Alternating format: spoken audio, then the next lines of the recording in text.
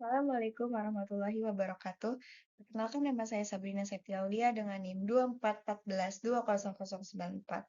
Di sini saya akan menjelaskan tentang bank. Yang pertama, apa sih itu bank? Bank adalah lembaga keuangan yang menghimpun dan menyalurkan dana masyarakat secara aman. Secara umum, bank didirikan dengan kewenangan untuk menerima simpanan uang dari masyarakat, meminjamkan uang, serta menerbitkan surat sanggup bayar atau promes. Menurut Undang-Undang Nomor 10 Tahun 1998 tentang Perbankan, bank adalah badan usaha yang menghimpun dana dari masyarakat dalam bentuk simpanan dan menyalurkannya kepada masyarakat dalam bentuk kredit atau bentuk-bentuk lainnya dalam rangka meningkatkan taraf hidup rakyat banyak. Kata bank berasal dari bahasa Italia yang berarti bangka, atau bahasa Prancis banco yang berarti bangku, atau tempat penukaran uang. Pada masa lalu, para bankir melakukan transaksi keuangan di atas meja atau bangku khusus yang menjadi cikal bakal istilah bank saat ini. Yang kedua, fungsi bank. Fungsi utama bank itu ada tiga, menerima simpanan, memberikan kredit, dan memfasilitasi transaksi keuangan. Yang pertama, menerima simpanan. Bank menerima dana dari masyarakat dalam berbagai bentuk simpanan seperti tabungan, deposito, dan giro. Fungsi ini memungkinkan masyarakat untuk menyimpan uang secara aman dan terjamin, serta mendapatkan imbal hasil atau bunga dari simpanan mereka. Contohnya, penarikan uang di ATM, transfer antar rekening, atau penarikan tunai di bank. Yang kedua, memberikan kredit. Bank menyalurkan dana yang telah dihimpun melalui simpanan kepada masyarakat dalam bentuk kredit atau pembiayaan. Fungsi ini mendorong pertumbuhan ekonomi dengan memberikan modal kerja bagi pelaku usaha serta membantu masyarakat dalam pembiayaan kebutuhan seperti pembelian rumah atau mobil. Contohnya kredit usaha, kredit kepemilikan rumah atau KPR, atau kredit tanpa agunan atau KTA. Yang ketiga, memfasilitasi transaksi keuangan. Bank menyediakan berbagai layanan yang mempermudah masyarakat dalam melakukan transaksi keuangan seperti transfer dana, pembayaran tagihan, atau penarikan uang tunai. Fungsi ini meningkatkan efisiensi dan efektivitas dalam bertransaksi, serta mengurangi resiko dan biaya yang mungkin terjadi jika transaksi dilakukan secara langsung. Contohnya, transaksi uang melalui internet banking, pembayaran tagihan listrik atau telepon, atau penarikan uang di ATM. Selanjutnya adalah jenis-jenis bank. Jenis-jenis bank itu ada tiga. Yang pertama berdasarkan fungsinya. Di dalam berdasarkan fungsinya, itu ada tiga. Yang pertama ada bank sentral, bank umum, dan bank BPR. Yang pertama bank sentral. Bank sentral adalah lembaga negara yang independen yang bertugas mengatur dan mengawasi sistem keuangan di suatu negara, serta menjaga stabilitas nilai mata uang dan sistem perbankan. Di Indonesia, bank sentral ini adalah Bank Indonesia atau BI. Yang kedua, bank umum. Bank umum adalah lembaga keuangan yang memberikan layanan perbankan kepada masyarakat umum, baik secara konvensional maupun berdasarkan prinsip syariah. Fungsi utama bank umum adalah menghimpun dana dari masyarakat dalam bentuk simpanan dan menyalurkannya kembali dalam bentuk kredit atau pembiayaan ini untuk menghidupkan taraf hidup masyarakat. Beberapa contoh bank umum di Indonesia adalah Bank Mandiri, BRI, BCA, dan banyak lagi. Yang ketiga, Bank BPR. Bank Kredit Rakyat atau BPR yang kini bernama Bank Perekonomian Rakyat.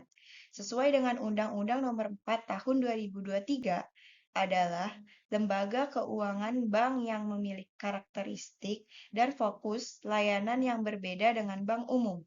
BPR adalah bank yang melaksanakan kegiatan usaha secara konvensional atau berdasarkan prinsip syariah, yang dalam kegiatannya tidak memberikan jasa dalam lalu lintas pembayaran.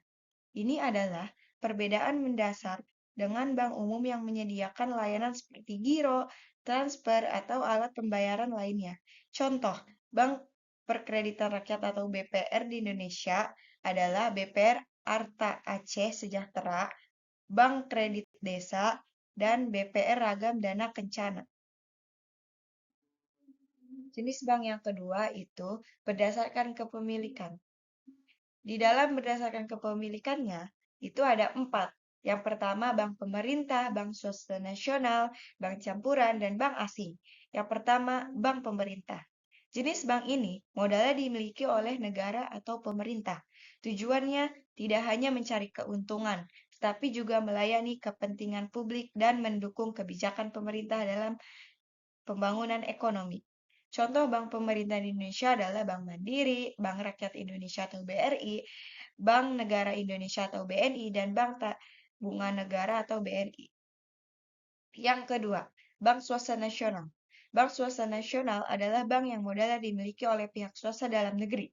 Bank jenis ini berorientasi pada pencarian keuntungan dan memberikan layanan keuangan kepada masyarakat luas. Contoh bank swasta nasional di Indonesia antara lain Bank Sentral Asia atau BCA, Bank Danamon, Cimbe Niaga, dan Bank Panin. Yang ketiga, bank campuran. Bank campuran merupakan bank yang kepemilikan modalnya berasal dari gabungan antara pihak swasta nasional dan pihak asing. Keberadaan bank campuran diharapkan dapat membawa masuk modal asing, teknologi, dan keahlian dalam industri perbankan nasional. Contoh bank campuran di Indonesia adalah Bank OCBC NISP dan Bank UOB Indonesia. Yang keempat, bank asing. Bank asing adalah cabang dari bank yang berpusat di luar negeri. Bank jenis ini beroperasi di satu negara dengan mengikuti regulasi perbankan negara tersebut. Kehadiran bank asing dapat memberikan variasi penuh dan layanan keuangan serta meningkatkan persaingan pasar. Contoh bank asing yang beroperasi di Indonesia antara lain Citibank, Standard Chartered Bank, dan HSBC. Selanjutnya adalah peran bank dalam perekonomian. Yang pertama, bank menyediakan modal. Bank memiliki fungsi utama sebagai perantara keuangan yang menghimpun dana dari masyarakat dalam bentuk tabungan, deposito, dan lain-lain, dan menyalurkan kembali kepada pihak yang membutuhkan modal dalam bentuk pinjaman atau kredit. Dengan menyediakan akses terhadap modal, bank memungkinkan individu dan perusahaan untuk melakukan investasi, mengembangkan usaha, membeli aset, dan memenuhi kebutuhan finansial lainnya. Ketersediaan modal dari bank menjadi salah satu pendorong utama aktivitas ekonomi. Yang kedua, memproses pembayaran. Bank memainkan peran krusial dalam memfasilitasi transaksi pembayaran melalui berbagai instrumen dan layanan seperti transfer dana, cek, kartu debit atau kredit, dan sistem pembayaran elektronik. Bank memungkinkan individu bisnis untuk melakukan pembayaran dengan aman, cepat, dan efisien. Kelancaran sistem pembayaran yang difasilitasi oleh bank sangat penting untuk menjaga roda perekonomian tetap berputar. Yang ketiga, mengelola risiko. Bank memiliki keahlian mengelola berbagai jenis risiko keuangan. Dalam memberikan pinjaman, bank melakukan analisis risiko kredit untuk menilai kemampuan peminjam dalam membayar kembali. Bank juga mengelola risiko likuiditas atau kemampuan memenuhi kewajiban jangka pendek, risiko pasar atau perubahan suku bunga dan nilai tukar, dan risiko operasional. Keberadaan bank yang mampu mengelola risiko dengan baik memberikan stabilitas pada sistem keuangan secara keseluruhan. Yang keempat, mendorong investasi. Dengan menyediakan modal dan memfasilitasi transaksi keuangan, bank secara langsung mendorong aktivitas investasi. Ketersediaan kredit dengan berbagai skema dan suku bunga yang kompetitif mendorong perusahaan untuk melakukan ekspansi, membeli peralatan baru, dan mengembangkan produk atau layanan. Selain itu, bank juga dapat menawarkan produk-produk investasi yang memungkinkan masyarakat untuk menumbuhkan kekayaan mereka. Yang kelima, menopang pertumbuhan ekonomi. Keempat fungsi di atas secara bersama-sama berkontribusi pada pertumbuhan ekonomi suatu negara.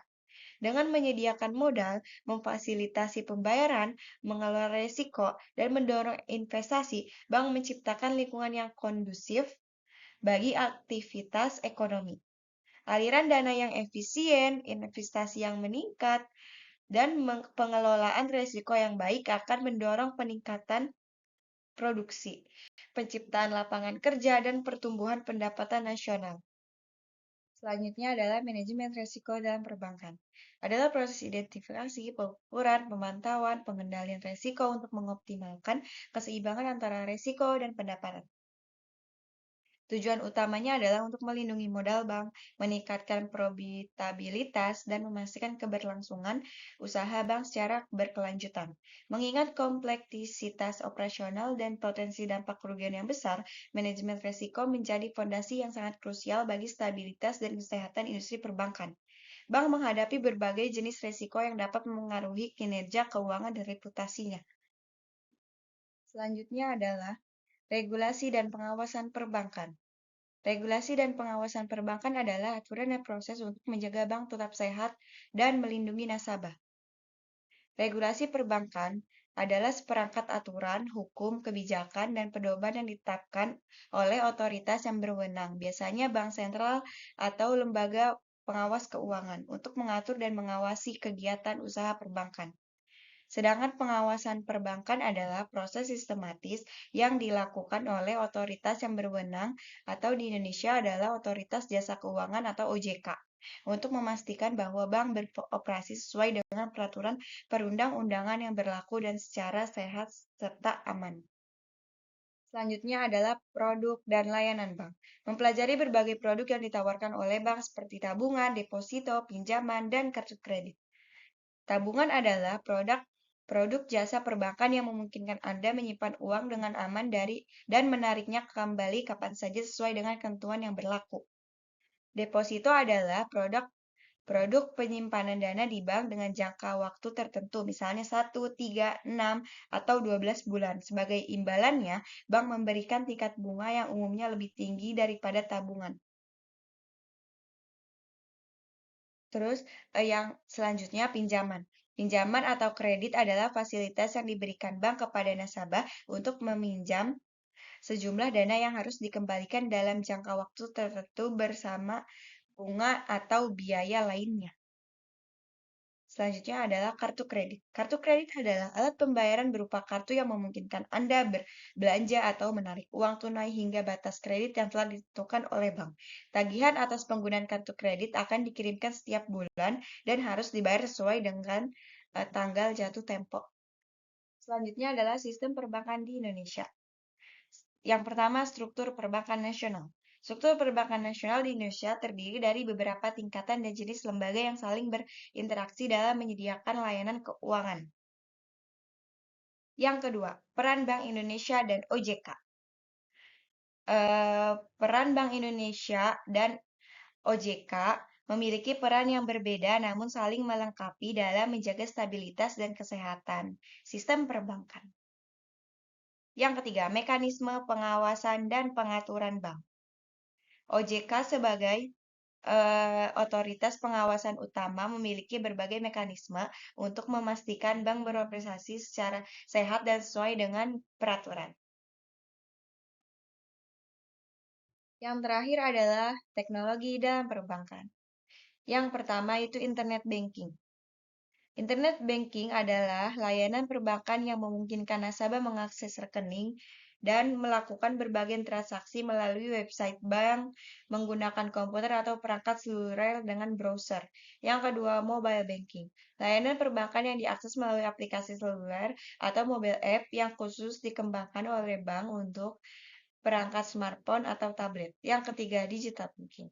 Istilah yang lebih luas dan mencakup keseluruhan transformasi layanan perbankan dari model tradisional berbasis kantor cabang menjadi model yang lebih mengandalkan teknologi digital.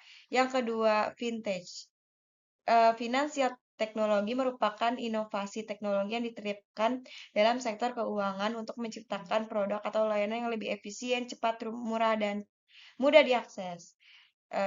Dan selanjutnya integrasi dengan sistem bank. Bank dan perusahaan vintage semakin berkolaborasi dan berintegrasi dengan berbagai cara. Yang ketiga, cyber security dalam sistem perbankan merupakan praktik melindungi sistem komputer, jaringan, perangkat, dan data dari serangan digital, termasuk akses jasa, pencurian data, kerusakan perangkat lunak atau keras, dan gangguan layanan. Mungkin itu saja yang bisa saya sampaikan, kurang lebihnya mohon maaf. Wassalamualaikum warahmatullahi wabarakatuh.